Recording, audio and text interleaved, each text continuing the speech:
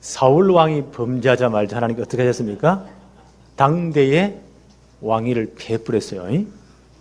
그 자손들까지 싹 다 망하도록 했습니다. 사울 왕이 범죄할 때 하나님은 당대에 다 끝내버렸어요. 그러나 다윗은 다르죠. 왕위를 빼앗지 않습니다. 왜 그렇습니까? 다윗과 세운 언약 때문입니다. 사무엘하 7장 14절에 보니까, 또 15절에 보니까, 내가 만일 죄를 범하면 내가 사람의 매와 인생의 채찍으로 징계하려니와, 네가 범죄하면 사람의 매와 인생의 채찍으로 징계할 것이다. 내가 내 앞에서 물러나게 한 사울에게서 내 은총을 빼앗은 것처럼 그에게서 빼앗지 아니하리라. 하나님 이렇게 다 해서 언약하셨거든요. 그 언약 때문에 하나님은 왕위를 빼앗지 않습니다. 엄밀히 말하면 사울은 율법 아래 있었다면 다윗은 은혜 아래 있었습니다. 하나님 뭘요? 은혜를 통해서 다윗을 보신 거예요. 그 말은 메시아 언약을 통해서, 그리스도의 십자가를 통해서 다윗을 보았습니다.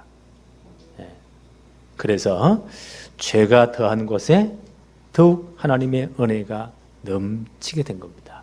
오늘 제목이 뭐죠? 죄가 더한 곳에 넘치는 하나님의 은혜. 하나님의 은혜가 더욱더 넘쳤습니다. 첫째로 당신이 바로 그 사람이다. 하나님께서 이 범죄한 다윗을 깨닫게 하면서 여기서 누구를 보내시죠? 나단 선지자를 보내십니다. 하나님이 선지자를 보냈다는 것은요, 아직 소망이 있다는 거예요. 선지자를 보냅니다. 보내서 막 바로 직설적으로 말하지 않고요, 삥 둘러 이야기를 합니다. 어떤 이야기를 하죠? 나단이 다윗 왕 앞에 이런 너무 억울한 사건이 있습니다. 다윗이 뭐냐? 한 동네에 두 사람이 있는데 한 사람은 가난하고 한 사람은 부자입니다.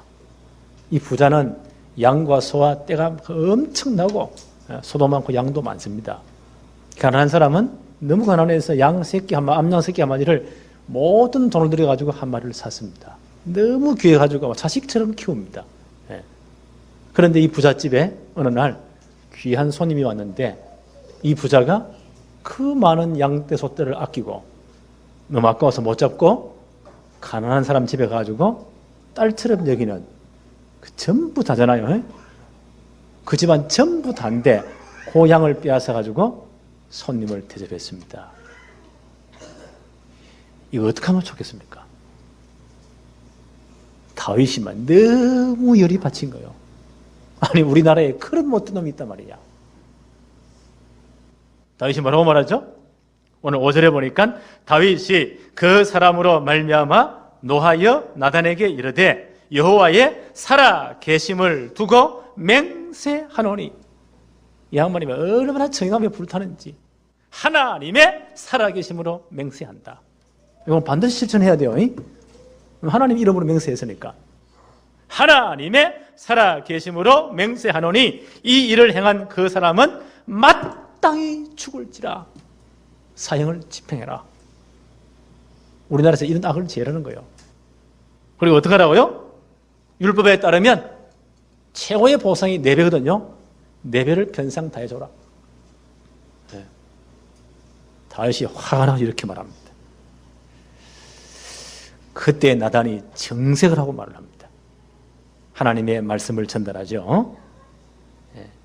7절 한번 보세요. 나단이 다윗에게 이르되 당신이 그 사람이라. 다윗이 막 불같이 화를 내잖아요. 당장 사형 집행하고 재산 다 빼앗아 줘라 이제. 나단이 당신이 그 사람입니다. 당신이 바로 그 장본인입니다. 이스라엘의 하나님 여호와께서 이와 같이 이르시기를, 하나님이 이렇게 말씀하셨습니다. 하나님의 말씀을 전달합니다.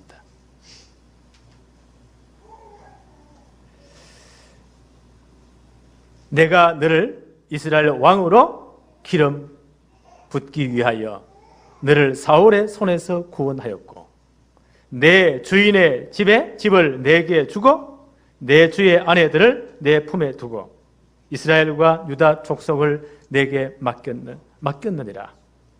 만일 그것이 부족하였을 것 같으면 내가 내게 이것저것을 더 주었으리라. 9절에 그러한데 어찌하여 내가 여호와의 말씀을 업신여기고, 네가 하나님의 말씀을 업신여겼다, 우습게 봤다는 거죠. 나 보기에 악을 행하여 내가 칼로 헷사람 우리아를 치되 암몬 자손의 칼로 죽이고 그의 아내를 빼앗아 내 아내로 삼았도다. 10절에 이제 내가 나를 업신여기고, 이 사건은 보세요. 뭐라고 말씀하세요? 하나님을 업신여기는 것이다. 하나님을 우습게 여기는 것이다. 책망을 합니다.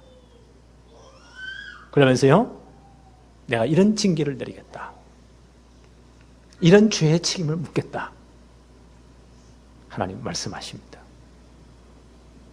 그때 다윗이 정말 훌륭한 점이 이게 달라요. 사울을 책망할 때 사울이 뭐라 했어요? 장황한 변명을 드러내요. 그렇지요? 이건 내가 한 게 아니고 백성들이 원해서 그렇고 나는 하려고 했는데 이것들이 말을 안 들었고, 뭐 별의별 변명을 다 대요. 근데 진짜 하나님 사랑하는 사람은 다른 것 같아요. 비록 실수를 했지만. 그렇지요?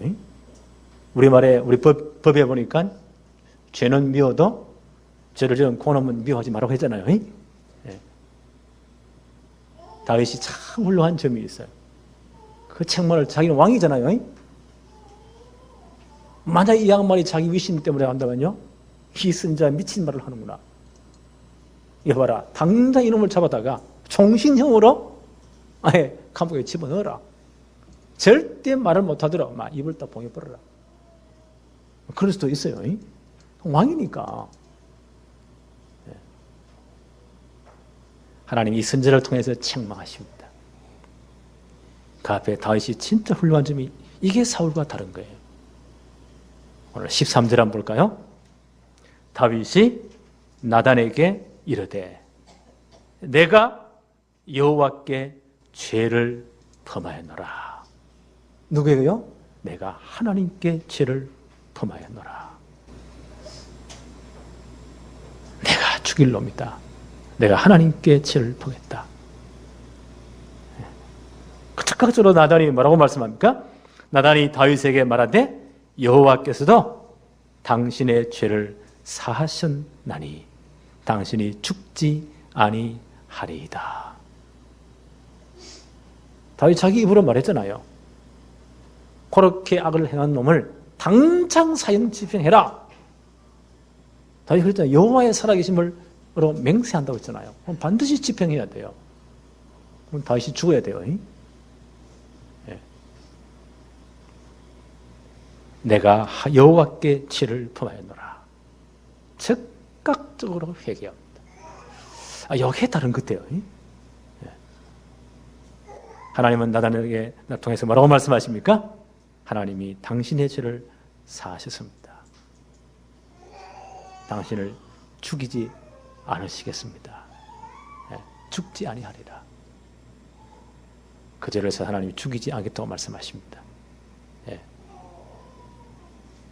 그러나 하나님은요, 이 다윗을 징계하세요. 깨닫게 하기 위해서. 다윗에게 징계가 임합니다. 12장 10절을 보세요. 이제 내가 나를 업신여기고 햇사람 우리아의 아내를 빼앗아 내 아내로 삼았은즉 칼이 내 집에서 영원토록 떠나지 아니하리라. 하나님 징계를 내리십니다. 칼이 떠나지 않을 것이다. 훗날에 보세요. 그 자식들 간에 서로 찔러 죽이는 이런 끔찍한 사건이 벌어지잖아요. 살인사건들이. 이 다윗의 평생의 카시마 같은 겁니다. 카시마 같은 거예요. 그 다음 또 뭐라고 말씀하시죠? 11절에 여호와께서 또 이와 같이 이러시기를 보라 내가 너와 내 집에 재앙을 일으키고 너의 집에 재앙을 일으키겠다. 야, 자식이요. 지난번에 말씀드렸죠. 압살롬이 제일 인물도 잘나고 똑똑한 아들이에요. 이 아들이 보세요. 전 백성들의 마음을 사로잡아가지고는요, 쿠데타를 일으킵니다. 아버지를 죽이겠다고 나오는 거예요. 지금 이제 아버지와 아들하고 이제 왕권 자리 때문에 싸우게 돼 있어요. 전쟁이 붙게 돼 있어요. 이게 말이나 됩니까? 이런 재난들이 일어나게 되는 겁니다.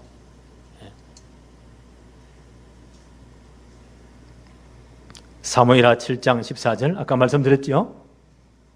다윗과 언약을 맺으시면서 그가 만일 죄를 범하면 내가 사람의 묘와 인생의 채찍으로 징계하겠다. 하나님의 징계가 임한 겁니다. 이런 하나님의 징계를 당할 때요, 우리가 두 가지를 조심해야 돼요.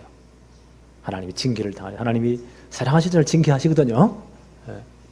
징계하십니다. 그때 조심해야 될 두 가지.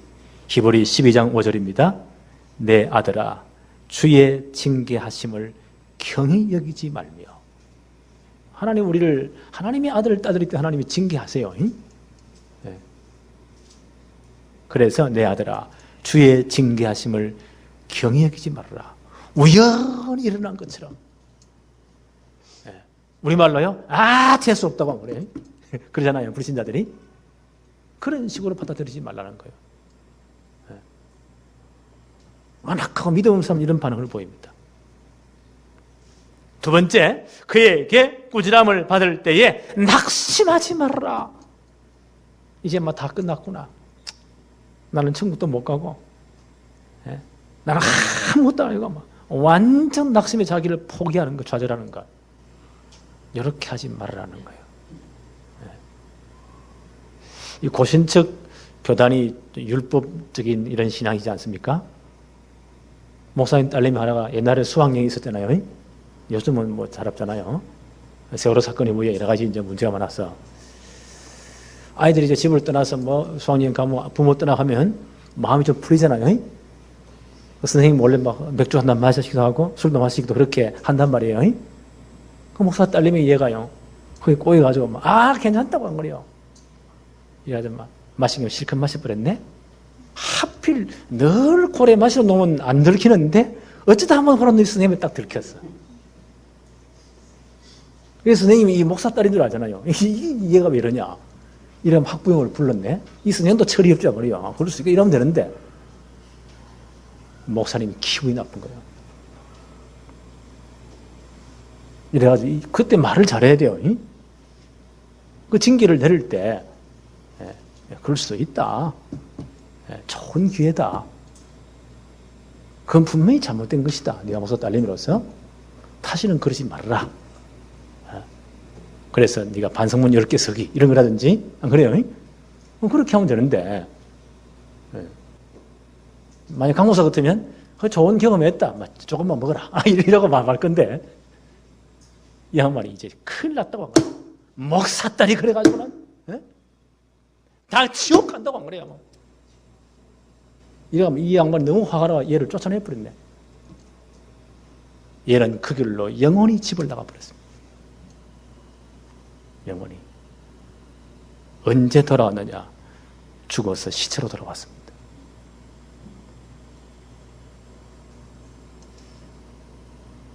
우리가 징계를 당할 때 두 가지 문제 조심해야 돼요. 첫째 뭐요? 우연히 당한 것처럼 아주 경하게 여기지 말라는 거예요. 두 번째, 뭐 낙심의 인생 좌절하고 포기하지 말라는 거예요. 하나님 계획이 있으니까. 하나님 우리를 징계하는 목적이 있죠? 히브리 12장 10절로 11절에 그들은 육신의 부모들은 잠시 자기의 뜻대로 우리를 징계하거니와. 그렇지요. 내 새끼이기 때문에 징계하는 거예요.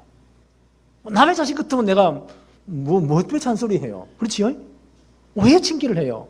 왜 벌을 내려요? 너무 새끼인데. 내 새끼이기 때문에 그렇게 마음이 아픈 거예요. 그렇죠? 매도 들기도 합니다. 잔소리도 하기도 합니다. 육신의 부모도 잠시 자기의 뜻대로 우리를 징계하거니와 오직 하나님은 우리의 유익을 위하여 그의 거룩하심에 참여하기 위해서 징계를 하신다는 거예요. 이해하시겠습니까? 그래서 무릇 징계가 당시에는 즐거워 보이지 않고 슬피 보이나 후에 그로 말미암아 연단을 받은 자들은 의와 평강의 열매를 맺느니라. 그렇죠? 징계가 당시는 즐거워 보이지 않지만 훗날 우리의 유익을 위해서 하나님의 거룩함에 참여하기 위해서 평강과 의의 열매를 맺게 한다. 하나님 우리를 징계하시는 목적입니다. 예. 하나님 죄를 용서하세요. 다 용서 안 죽여서요. 그러나 징계를 하셨어요. 그리고 그 죄에 대한 책임도 물으십니다. 예. 그에 대한 책임도 물으십니다. 사무엘하 12장 14절입니다. 이 일로 말미암아 여호와의 원수가 크게 비방할 거리를 얻게 하였으니, 이 다윗의 원수들이 얼마나 잘했다고 하나님 욕하고 그래요. 예수 믿는 게 저러냐고 하나님 영광한다 그랬잖아요. 이 일로 말미암아 여호와의 원수가 크게 비방할 거리를 얻게 하였으니 당신이 낳은 아이가 반드시 죽으리라 하고 하나님의 죄에 대한 책임을 물으십니다. 예. 이 말을 듣고 다윗이 이 아이가 태어나자요 심하게 앓잖아요. 다윗이 하나님 앞에 엎드려 금식합니다. 예. 그러나 7일째 이 아이가 죽습니다. 18절 한번 보세요. 이래 만에 그 아이가 죽으니라. 로마서 6장 23절 죄의 삭은 사망이다. 죄값을 하나님의 책임을 물으시는 겁니다. 예. 그래서 이 사건은 단락이 되어졌어요. 예. 성경의 중요한 원리를 봐야 됩니다. 예. 하나님은 이 엄청난 다윗의 죄를요 간과하셨어요. 간과. 굉장히 어려운 단어예요. 예. 보고도 모른 척 지나가 버렸단 말이에요. 보고도 모른 척 지나가 버렸어요. 간과하셨습니다. 로마서 3장 25절 26절에 이렇게 말씀합니다. 이 예수를 하나님이 그의 피로서 믿음으로 말미암는 화목제물로 세우셨으니, 하나님은 예수 그리스도를 화목제물로 세웠습니다. 하나님과 원수된 우리를 화목하기 위해서 그 아들 예수 그리스도를 화목제물로 보내신 거예요. 예. 이는 하나님께서 길이 참으시는 중에 전에 지은 죄를 간과하셨다. 전에 지은 죄, 구약시대의 모든 하나님 백성들의 죄를 하나님이 죄값을 다 갚으면요 다 죽여야 돼요. 그렇죠? 전에 지은 죄를, 구약시대의 모든 하나님 백성들의 죄를 간과 보고도 모른 척 넘어가셨단 말이에요. 언제까지요? 예수 그리스도의 십자가 사건까지. 예. 하나님 보고도 모른 척 넘어가신 거예요. 로마서 3장 26절에 보니까 곧 이때에 자기의 의로우심을 나타내사 자기도 의로우시며 또한 예수 믿는 자를 의롭다 하려 하심이라. 이때가 어느 때입니까? 그리스도를 십자가에 못 박는 그때입니다. 히브리서 9장 11절로 12절에 그리스도께서 장래 좋은 일의 대제사장으로 오사 손으로 짓지 아니한 곧 이 창조에 속하지 아니한 더 크고 온전한 장목으로 말미암아. 이게 십자가 사건입니다. 염소와 송아지 피로 아니하시고, 구약시대 염소와 송아지 피로 그 죄를마다 사사건건 사함받았잖아요. 그렇게 아니하시고 오직 자기 피로 영원한 속죄를 이루사 단번에 성소에 들어가셨느니라. 이게 십자가 사건입니다. 모든 죄를 다 사하기 위해서 주님이 십자가 지신 겁니다. 그래서 하나님께서는요 구약시대의 모든 하나님의 백성들의 죄를 보고도 모른 척 넘어가신 거예요. 어디에다가 모든 죄값을 물으십니까? 그 아들 십자가에서 그 아들의 모든 죄값을 다 물으십니다. 네. 주님이 그 모든 죄를 다 걸으시고 십자가 사건 이후에 주님 재림하시는 그날까지 모든 백성들의 죄를 대신 걸머지시고 주님이 십자가 지신 겁니다. 그 모습이 너무너무 비참해서 하나님도 외면해 버린 거예요.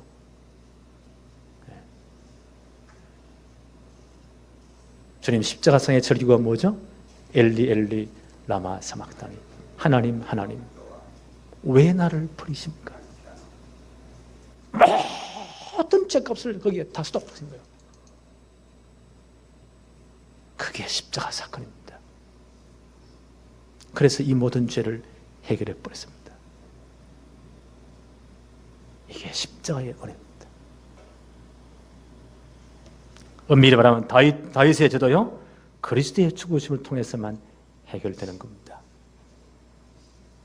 이해하셨습니까? 바울이 이렇게 설명했어요. 전에 구약시대의 모든 죄를 하나님 못 본 척 넘어가셨다. 어디에서 그 죄값을 물으십니까? 십자가에서 그 모든 죄값을 다 물어버렸다. 오고 오는 세대의 모든 백성들의 죄값도 다 물어버렸다.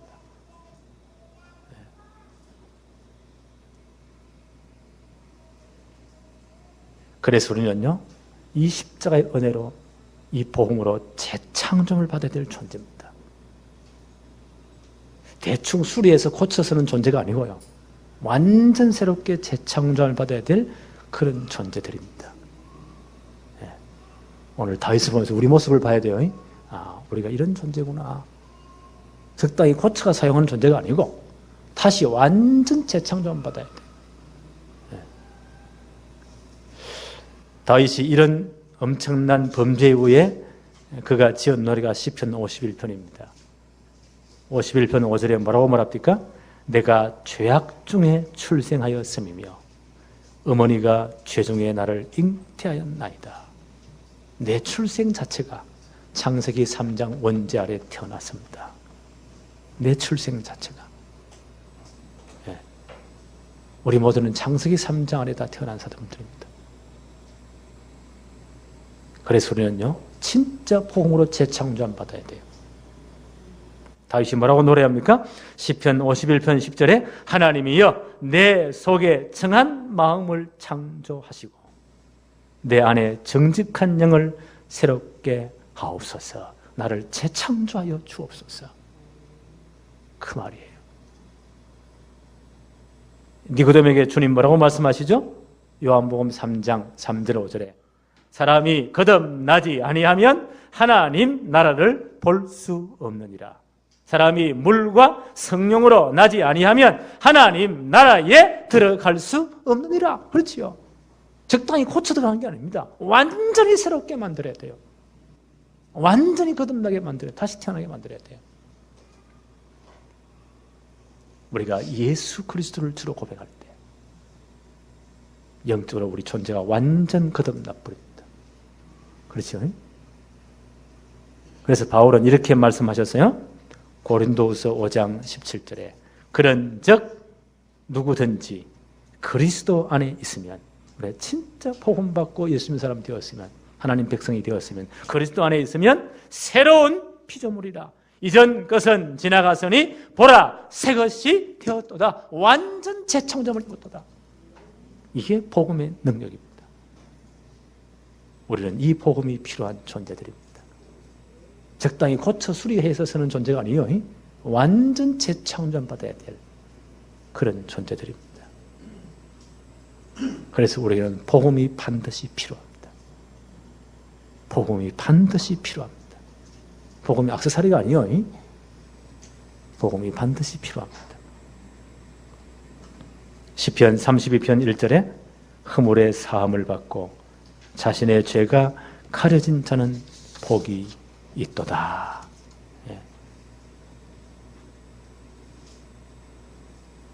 우리에게는 복음이 필요합니다.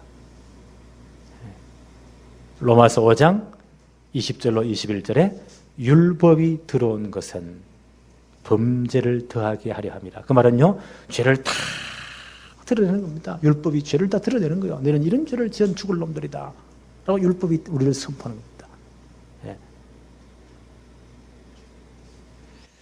그러나 죄가 더한 곳에 은혜가 더욱 넘쳤나니 이 죄를 우리 힘으로 해결할 수 없어요. 그래서 하나님이 은혜를 베푸신 겁니다. 바울은 복음을 이렇게 설명했습니다. 이런 죄가 사망 안에서 왕노릇한 것 같이, 죄의 삭은 사망이잖아요. 그와 같이 은혜도 또한 어로 말미암아 왕노릇하여 우리 주 예수 그리스도로 말미암아 영생에 이르게 하려 함이라. 은혜가 왕노릇해서, 하나님의 은혜가 왕노릇해서 그리스도의 십자가의 피의 복음이 우리의 모든 죄를 다 씻어버립니다. 그리고 하나님의 자녀로 재창조함. 그렇죠? 새 피조물로 만들어버렸습니다. 이 은혜가 우리 속에서 왕노릇한 겁니다. 이게 복음입니다. 우리는 이 복음이 필요합니다. 바울이 이 복음의 깊이, 넓이, 높이를 알고 나니까요, 바울이 뭐라고 말합니까? 빌립보 3장 8절 9절에 또한 모든 것 해로 여기면, 내가 지금까지 배운 지식들, 그 많은 학위들, 그 많은 어마어마한 인간의 모든 조건들, 세상 사람은 그거 사랑하잖아요.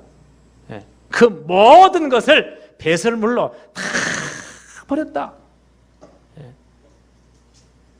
왜냐하면 내 주 그리스도 예수를 아는 지식이 가장 고상하기 때문이다. 복음이 가장 고상하기 때문에 나는 이제 그 안에서, 이 복음 안에서 나는 부름받기 원한다. 내가 가진 의는 율법에서 난 것이 아니요 오직 그리스도를 믿음으로 말미암은 것이니 믿음으로 하나님께로서 난 은이라. 그렇죠? 은혜가 왕노릇해서 우리가 예수 그리스도를 믿음으로 하나님의 백성이 된 겁니다. 모든 죄 사함받고 의인이 된 것입니다.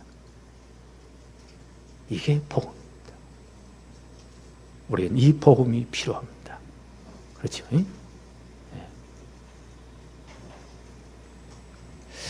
아마 다윗이 이런 과정을 통해서 철저히 오실 메시아 그리스도를 바라본 것 같아요.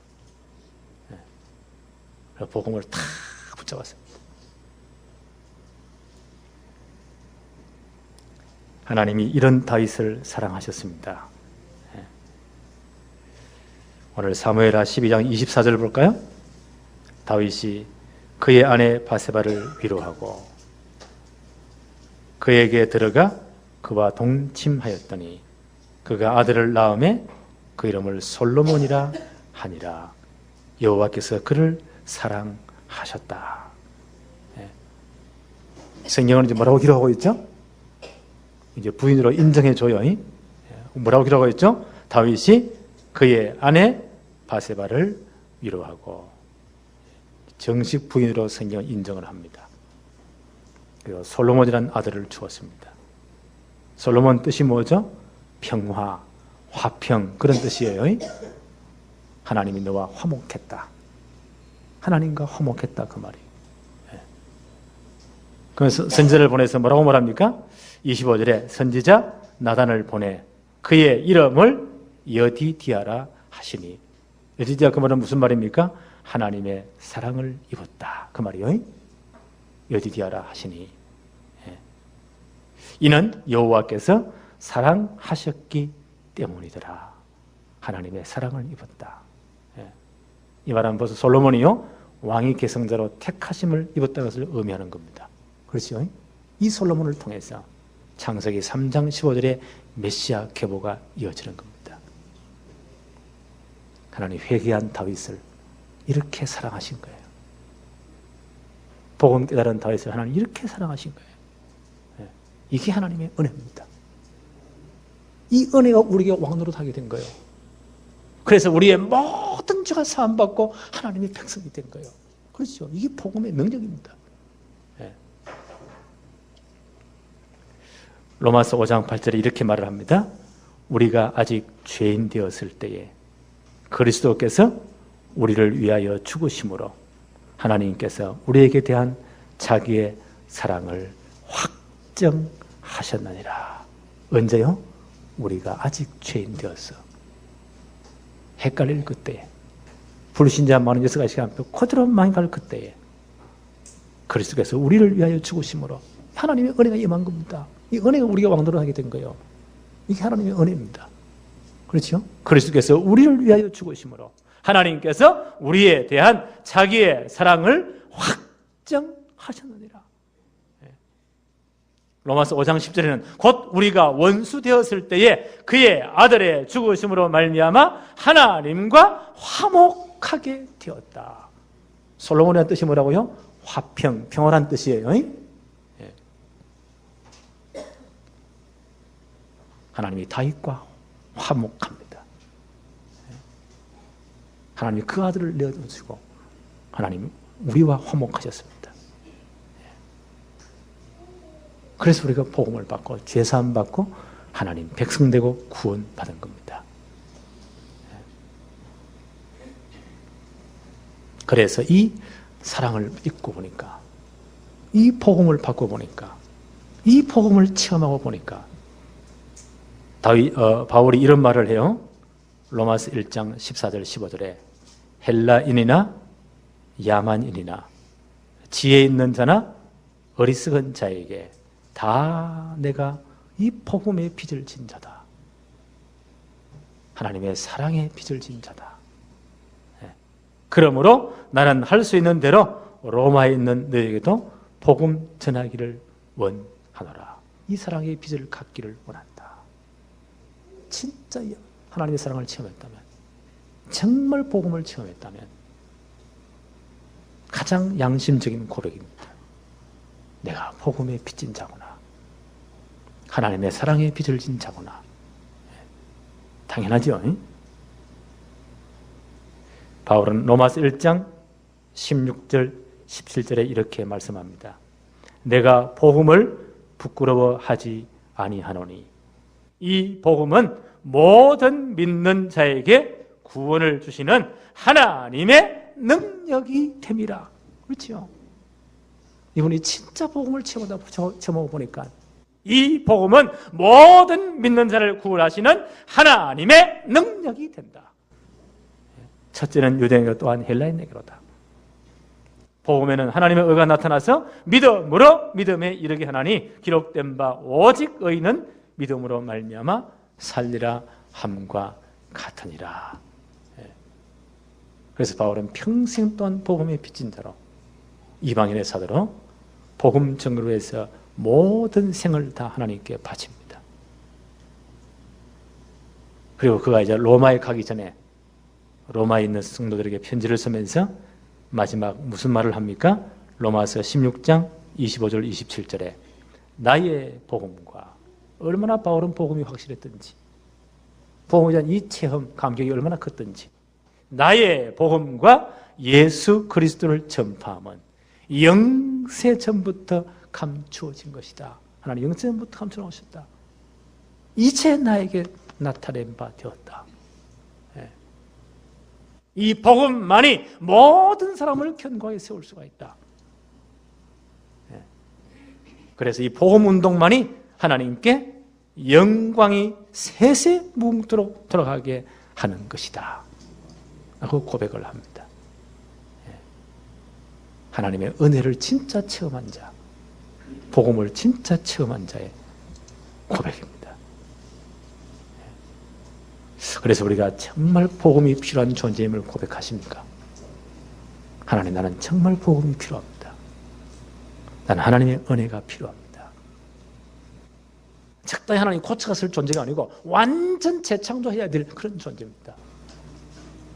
나는 이 하나님의 은혜로 이 복음 받고 구원받았습니다. 하나님 백성이 되었습니다. 이 고백이 분명합니까? 그럼 하나님 가장 기뻐하는 게 뭘까요? 찾아내야 돼요. 바울은 그걸 찾아냈어요. 이 복음을 진짜 깨닫고 보니까, 이 하나님의 은혜를 진짜 깨닫고 보니까, 하나님의 사랑을 정말 이해하고 보니까, 아, 나는 모든 자에게 복음의 빚을 진 자구나. 이 하나님의 은혜의 복음, 이 사랑의 복음을 증거해야 되겠구나. 그걸 다 붙잡은 거예요. 그걸 놓고 평생 동안을 달려왔습니다. 오늘 이제 조금 생각해 봅시다. 하나님이 내 생애에 하나님이 예배해 놓으신 나의 전도, 하나님이 예배해 놓으신 나의 선교는 무엇일까? 한번 찾아보세요. 멀리 있는 게 아닙니다. 내 삶의 영역 속에서 하나님이 진짜 나에게 원하시는 전도가 무엇일까? 복음 전하기 뭘까? 하나님이 정말 나에게 원하시는 선교가 뭘까? 지극히 간단한 것. 한번 찾아보세요. 예를 들면 요셉이 17살 때 노예로 팔려갔잖아요. 노예는 인격이 없어요. 주인의 소유물이요. 자기 주장도 못해요. 시키면 시킨 대로 해야 돼요. 거기서 이 사람이요, 나의 전도, 나의 선교를 찾았다니까. 우리 같으면 이제 하나님 원망하겠죠. 이럴 수가 있느냐고. 그 부잣집 막내 아들이 보세요. 어느 날 졸지에 막 실컷 두들겨 맞고 노예로 팔려버렸단 말이에요. 인신매매 돼가지고. 저렇게 자살해 죽어야 안 됩니까? 이런 상황이요. 그런 상황 속에서도 나의 하나님이 진짜 예배 놓으신 나의 전도 선교를 찾았다니까. 그게 뭡니까? 내가 노예로 팔려왔지만 내게 맡겨진 일에 최선을 다하는 것이다. 노예 생활을 제일 잘하는 것이다. 네. 그러면서 진짜 하나님 나와 함께 하심을 보이는 것이다. 네. 성경은 뭐라고 기록하고 있죠? 창세기 39장 2절 3절에 여호와께서 요셉과 함께 하심으로, 노예 생활하는 그 현장에 하나님이 함께 하심으로 그가 하는 모든 일에 하나님이 증거를 주었어요. 최선을 다하니까. 주인이 그걸 보잖아요. 아, 쟤는 다르구나. 뒤를 알아보니까 제가 하나님을 믿는 자라. 아, 저게 하나님 살아계심이구나. 그걸 보여주는 것이 요셉이요. 하나님이 진짜 자기에게 예배 놓으신 전도요. 선교요. 예를 들면 그렇단 말이에요. 이거 다 한번 찾아보세요. 하나님이 나에게 예배 놓으신 이 복음운동을 위한 전도와 선교는 뭘까? 지극히 작은 것, 내 삶 속에 있는 것 한번 찾아보세요. 예. 그리고 그걸 놓고요, 진짜 한번 기도해 보세요. 오늘 이 복음의 능력이 여러분의 모든 삶에 역사하기를 바랍니다. 하나님 아버지 감사합니다. 오늘 다윗의 범죄한 사건과 그가 회개한 사건들을 보면서 우리는 어쩔 수 없이 창세기 3장 아래 태어난 자들이고 하나님의 은혜가 필요한 자들이고요. 하나님의 사랑의 최고의 표현인 복음이 필요한 자들입니다. 우리는 적당히 고쳐서 개조해서 쓸 존재가 아니고 완전 복음으로 재창조함을 받아야 될 존재임을 고백합니다.